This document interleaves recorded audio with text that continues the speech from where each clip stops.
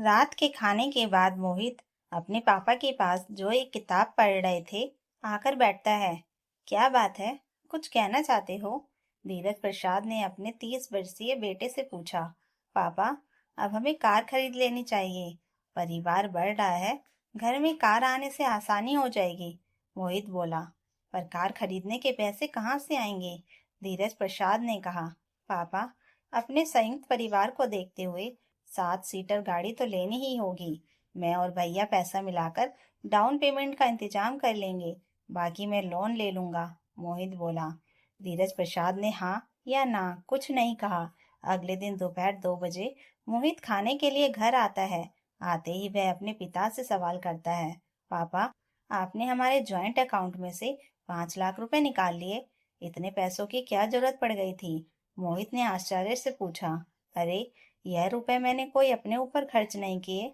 तुम्हारी छोटी बहन तन्वी की गोद भराई में जो उसे कपड़े दिए गए थे, उसी का बिल चुकाया है। धीरज प्रसाद ने कहा।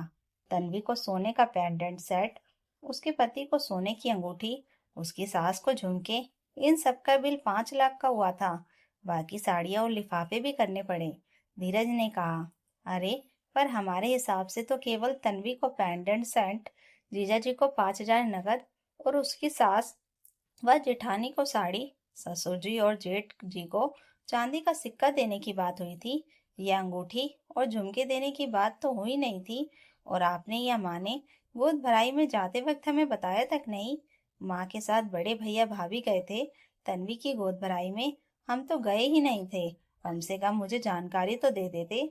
मैं कब से गाड़ी खरीदने के लिए पैसे जोड़ रहा हूँ। एक एक पॉलिसी बेचने में बहुत मेहनत लगती है, तब जाकर कुछ कमीशन मिलता है।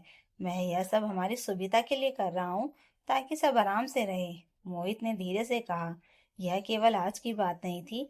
6 साल से, जब से मोहित इंश्योरेंस के फील्ड में आया और कमाने लगा, तब से उसके पिता उसके पैसों पर पूरा कंट्रोल रखते थे। उन्होंने शुरू से ही बेटे के साथ ज्वाइंट अकाउंट खुलवा लिया था। 2 साल पहले मोहित ने जब पैसे थोड़े जमा किए, तो उसके पिता ने उसके बिना बताए 1 लाख अपनी बड़ी बेटी को भेज दिए थे, क्योंकि वह अपने ससुराल में झगड़कर अपने पति के साथ किराए के मकान में रहने लगी थी। धीरज प्रसाद का संयुक्त परिवार था। पत्नी शारदा, 2 बेटे, 2 बेटियां। दोनों बेटियों की शादी हो चुकी थी। बड़ा बेटा अंकित, उसकी पत्नी नेहा और उनका बेटा दिव्यांश। बड़ा बेटा प्राइवेट नौकरी करता था। तनख्वाह सामान्य थी। वह नाम मात्र के पैसे घर खर्च के लिए देता। छोटा बेटा मोहित मेहनती इंश्योरेंस एजेंट, और उसकी पत्नी सानवी जो प्राइमरी स्कूल टीचर थी। सानवी माँ बनने वाली थी, इसलिए मोहित चाहता था कि घर में कार आ जाए, जिससे सबको सुविधा हो सके। पर इस बार भी उसके पिता ने उसके सपनों पर पानी फेर दिया। जबकि धीरज प्रसाद सरकारी नौकरी से रिटायर हो चुके थे, उन्हें पेंशन मिलती थी। लेकिन फिर भी मोहित की कमाई से ही छोटी बेटी की शादी हुई, और मोहित की भी। उधर धीरज प्रसाद मोहित की कमाई पर पूरा हक समझते थे। साथ ही उसकी पत्नी सानवी की सैलरी पर भी अधिकार जताते थे। बहू, तुम भी अपनी सास के साथ ज्वाइंट अकाउंट खोल लो। आखिर तुम भी इस घर की बहू हो। हमारे प्रति तुम्हारे भी कुछ फर्ज हैं। धीरज बोले। पापा जी, मैं अपने फर्ज निभाती हूँ। नौकरी के साथ साथ घर का काम करती हूँ। सुबह जल्दी उठकर अपना हिस्सा पूरा करती हूँ। शाम को फिर रसोई संभालती हूँ। सबको सम्मान देती हूँ। जन्मदिन एनिवर्सरी पर गिफ्ट देती हूँ। अपने खर्च खुद उठाती हूँ। घर में आर्थिक जरूरत होगी तो जरूर मदद करूंगी, पर मुझे नहीं लगता कि मेरी 8-10 हजार की सैलरी में जॉइंट अकाउंट रखना सही है। सानवी ने विनम्र लेकिन स्पष्ट लहजे में कहा। यह बात धीरज को पसंद नहीं आई। सानवी की माँ शकुंतला देवी ने उसकी गोद भराई में सानवी को सोने के झुमके, चांदी की पायल, 5 साड़ियां दी थी। सास के लिए साड़ी, जेठानी के लिए साड़ी, दामाद मोहित को सूट का कपड़ा, ससुर जेठ को 100-100 रुपए दिए। यह उनकी हैसियत के अनुसार अच्छा शगुन था। उनके जाते ही शारदा देवी चिल्लाई। यह क्या देकर गए हैं तुम्हारे मायके वाले? सब रिश्तेदारों के सामने हमारी नाक कटा दी। मम्मी जी, आपको हमारी हैसियत पता थी। साल में 2-2 बेटियों की शादी की है मेरे माता पिता ने। वे खाली हो चुके हैं, कर्ज भी है। पापा अकेले कमाने वाले हैं, वे कहाँ से इतना लाते? सानवी बोली। अरे, इससे ज्यादा तो मैंने अपनी बेटी को दिया था, और तुम्हारे माता पिता ने सिर्फ 100-100 पकड़ा दिए। कम से कम 5,000 तो देने चाहिए थे। हमारी मती मारी गई थी जो तुम्हें बहू बनाकर लाए। शारदा देवी बोली। सानवी की आंखों में आंसू आ गए। जब भी घर में कोई फंक्शन होता उसे उसके मायके के नाम पर अपमानित किया जाता, क्योंकि उसका मायका आर्थिक रूप से कमजोर था। मम्मी जी, आप जो भी अपनी बेटी को देती हैं वह अपने बेटों के दम पर देती हैं। मेरे मायके में केवल मेरे पापा कमाते हैं, तो कृपया मेरी तुलना मत कीजिए।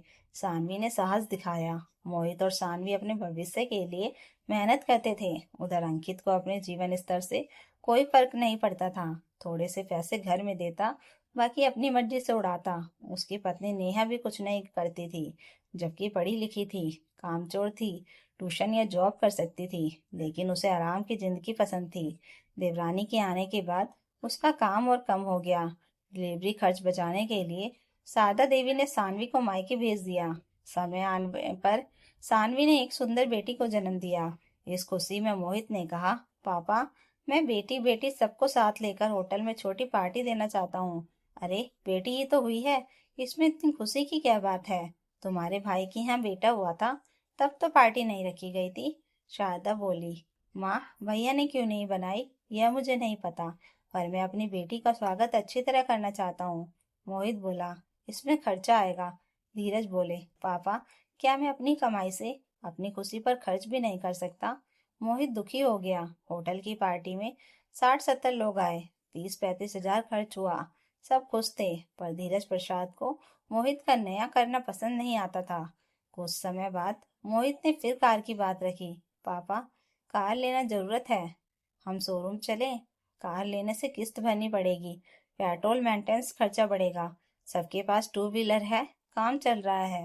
धीरज बोले। पापा, हम केवल बचत करने के लिए नहीं कमाते, जिंदगी आसान बनाने के लिए भी। इतनी कंजूसी भी ठीक नहीं है। मोहित बोला। जैसा तुमको ठीक लगे, पर हम नहीं आएंगे शोरूम, तुम अपनी पत्नी को ले जाना। धीरज बोले। संस्कारी मोहित फिर मन महसूस कर रह गया। कुछ समय बाद नवरात्रि आई। मोहित ने 5,000 रुपए पर सोसाइटी भंडारे में अपने माता पिता के नाम से दे दिए। इस पर भी धीरज ने हंगामा कर दिया। आजकल बहुत मनमानी करने लगे हो, अपनी कमाई का घमंड आ गया है। पापा, इसमें घमंड क्या है? सोसाइटी मीटिंग में सब अपना योगदान दे रहे थे। इस साल हमारे घर में खुशियां आई हैं। मेरी बेटी हुई है, मेरा काम बढ़ा है, भैया का बेटा स्कूल जाने लगा है, बहन के यहाँ भी बेटा हुआ है। भगवान को धन्यवाद देने के लिए मैंने 5,000 आपके नाम से लिखवाए। इसमें मुद्दा क्या है? मोहित बोला। पिता की कंजूसी की वजह से दोनों के बीच तनाव बढ़ रहा था, लेकिन मोहित अपना फर्ज नहीं भूलता था। उसकी माँ को वैष्णो देवी जाने की इच्छा थी, तो मोहित ने उनकी पूरी यात्रा की व्यवस्था करवा दी। कुछ दिनों बाद सानवी के मायके से फोन आया। उसके पापा मोहनलाल को दिल का दौरा पड़ा था। पड़ोसियों ने अस्पताल में भर्ती कराया था।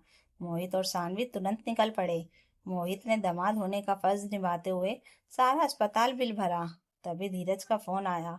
तुमने बिल क्यों भरा? समदन के पास भी पैसे होंगे, उसके भाई से कह देते, या बहू से। तुम दानवीर खंड क्यों बनते फिरते हो? यह बात सुनकर मोहित का सब्र टूट गया। पापा, मोहनलाल मेरे भी पिता समान है। कविता, सानवी आप लोगों की सेवा करती है, जरूरत के समय मैंने मदद कर दी, तो क्या गलत किया? और आपकी जानकारी के लिए बता दूं कि मेरी सासू माँ ने अपने जेवर बेचकर मेरे लाख मना करने पर भी पैसे वापस कर दिए हैं। पापा, मुझे अब कुछ फैसले अपने हिसाब से लेने दीजिए, जिंदगी अपने हिसाब से जीने दीजिए। हर वक्त पैसा पैसा मत कीजिए, मुझे अपनी इच्छा से जीवन जीने दीजिए। मोहित ने साफ कहा। पिता के बढ़ते हस्तक्षेप से परेशान होकर मोहित ने अपने ज्वाइंट अकाउंट से पिता का नाम हटवा दिया। वह आज भी माता पिता का फर्ज निभाता है, लेकिन मन मारकर नहीं। घर में कार भी ले आया, जिसका उपयोग सब करते हैं। मोहित किसी को तकलीफ में देखकर पिता से छिपकर भी मदद कर देता था। दोस्तों, बुजुर्गों को चाहिए कि जीवन जी लेने के बाद अपने बच्चों को अपने हिसाब से जीवन जीने की आजादी दे। अगर वे गलत राह पर हों तो मार्गदर्शन जरूर करें, पर अत्यधिक हस्तक्षेप ना करें। परिवार में तालमेल बनाए रखना केवल बहू बेटी की जिम्मेदारी नहीं होती, घर के बड़ों का भी योगदान होता है। तो दोस्तों, अगर यह कहानी अच्छी लगी हो तो लाइक कीजिए, कमेंट कीजिए और हाई बटन दबाकर हमें और कहानियाँ लाने के लिए मोटिवेशन दीजिए, और चैनल को सब्सक्राइब जरूर कर लीजिएगा। Thank you for watching.